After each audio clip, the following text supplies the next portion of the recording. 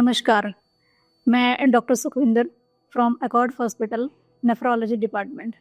आज मैं आपको ओपीडी की रेगुलरिटी की कुछ इम्पॉर्टेंट बातें बताऊंगी, जिसमें आपको ये पता चलेगा कि किडनी की बीमारियां, जिनको हम बहुत ही लाइट ले लेते हैं कभी-कभी, जिसके कोई लक्षण नहीं होते, जो एक साइलेंट बीमारी है, उसके लिए अगर हम डॉक्टर के पास ओपीडी में जाते हैं और फिर उसको ठीक होने के बाद भूल जाते हैं, तो उसके लिए हमें कितना रेगुलर रहना होता है, उसके लिए क्या ज़रूरी है वो बताऊँगी।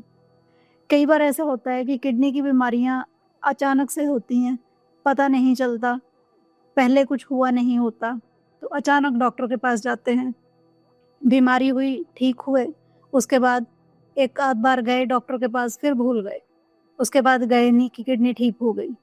ये वेट करते रहते हैं कि कोई सिम्पटम होगा या कोई हमें प्रॉब्लम होगी तो डॉक्टर के पास जाएँगे। ये बहुत ही गलत बात है। हमारे कंट्री में इस चीज़ की अवेयरनेस की बहुत ही ज़रूरत है।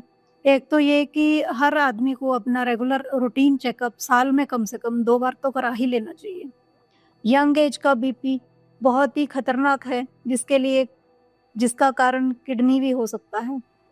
तो डॉक्टर के पास जाएँ, रेगुलर जाएँ, ताकि एक बार अगर कोई चीज़ खराब आई है आपकी किडनी में, इलाज से ठीक हो गई, अगर डॉक्टर ने आपको 3 महीने बाद रिव्यू करने को बोला है तो आप ज़रूर जाएँ, उसको इग्नोर ना करें। और किडनी की बीमारियाँ जो होती हैं, कभी तो एक्यूट होती हैं जो अचानक से होती हैं और ठीक भी हो जाती हैं, लेकिन उसके बावजूद भी डॉक्टर की सलाह के अनुसार ही आप चलें। अगर 1 महीने बाद बोला तो 1 महीने पे जाएँ, 6 महीने पे बोला तो 6 महीने पे ज़रूर जाएँ, 3 मंथ्स में बोला है तो 3 मंथ्स में जाएँ। और इन्वेस्टिगेशन जो लिखे हैं, जो भी एडवाइस है डॉक्टर की, वो करें। इसमें परहेज़ बहुत इम्पोर्टेंट है, वो परहेज़ करें। डॉक्टर की सलाह माननी बहुत ज़रूरी होती है और कई बार बीमारियाँ क्रॉनिक हो जाती हैं। किडनी की बीमारियाँ अगर हम लापरवाही कर देते हैं, 3 महीने से ऊपर टाइम निकाल देते हैं, तो ये बीमारी हमेशा लाइलाज हो जाती है, जिसके लिए हमें ज़िंदगी भर दवाई खानी पड़ती है। और उसमें कई बार इतनी ख़राब हो जाती है, मरीज़ इतना लेट कर देते हैं कि मरीज़ सीधा डायलिसिस पर आते हैं। तो बेटर तरीका है कि टाइम रहते डॉक्टर के पास जाएँ, हर महीने बुलाया तो हर महीने जाएँ, 15 दिन पे बुलाया तो 15 दिन पे जाएँ और जो भी परहेज़, जो भी इन्वेस्टिगेशंस डॉक्टर के द्वारा बताए हैं, उनका पालन करें। अपनी दवाइयाँ पूर्ण रूप से खाएँ, उसको ऐसा नहीं कि अब आराम आ गया तो छोड़ दी दवाई, तो ये चीज़ नहीं करनी चाहिए।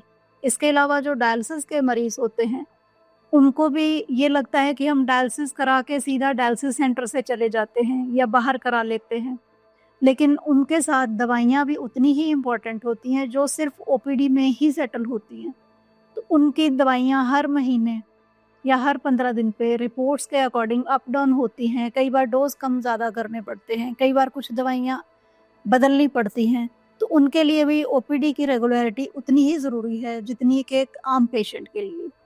मरीज़ों में खून कम ज़्यादा हो जाता है, कई बार उनकी प्रोटीन डाइट जो है वो कम ज़्यादा हो जाती है, तो ये सारा जो भी आपका परहेज़ है या जो भी आपकी नीड है खाने में, वो भी डॉक्टर द्वारा ही बताई जाती है।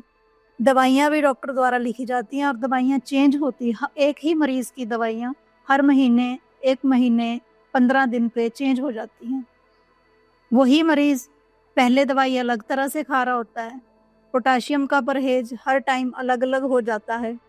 जो ज़्यादा होने पे फल मना कर दिए जाते हैं, कम होने पे अलाउ कर दिया जाता है, नॉर्मल होने पे। तो मरीज़ को एक तरह से ओपीडी विज़िट भी उतना ही ज़रूरी है जितना डायलिसिस विज़िट।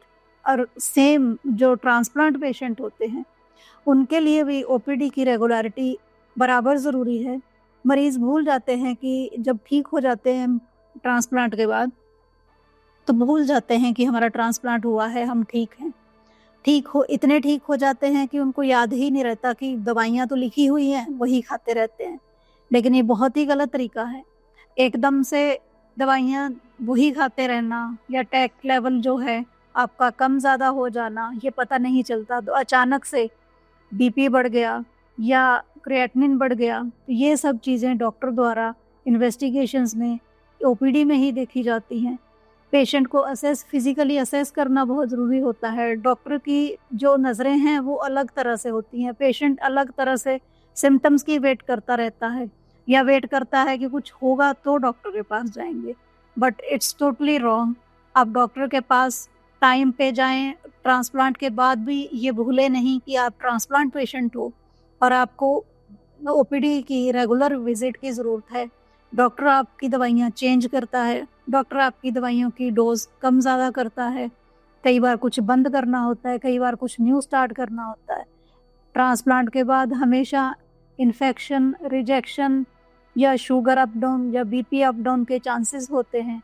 कई बार आपका टैक लेवल अप डाउन होता है, कई बार और भी बहुत सारी चीज़ें हैं जो डॉक्टर अपने द्वारा असेस करके आपके इन्वेस्टिगेशन से वो आपकी मेडिसिन्स चेंज करता है।